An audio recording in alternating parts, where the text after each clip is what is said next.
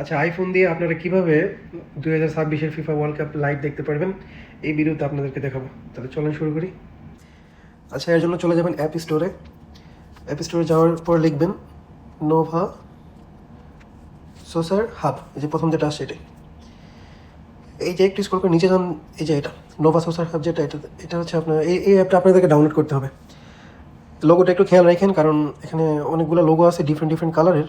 এই যে এটাও কিন্তু সেম, তবে অন্য কালার। এখানে আরেকটা আছে, এখানে একটা আছে। তো এই লোগোটা খেয়াল রাখবেন যে এটাই আপনাদেরকে ইনস্টল করতে হবে। তো এটা ইনস্টল করার পরে আমি যেহেতু করে রাখছি, আমি শুধু ওপেন করবো। ওপেন করেন। এই যে ওপেন করার পরে দেখেন এখানে সবগুলো ম্যাচই এখানে দেখাইতেছে। যেহেতু এখন ব্রাজিলের মরক্কো ম্যাচ চলতেছে, তো এটাই আপনি ক্লিক করলে দেখতে পারবেন। এখানে কিছু অ্যাড শো করবে, এটা ক্রস করে দিলেই হবে। তারপরে আপনাদের কাঙ্ক্ষিত সেই ম্যাচটি চালু হয়ে যাবে। তো এই ছিল আজকের video. Thank you for watching. See you in next video. Thank you.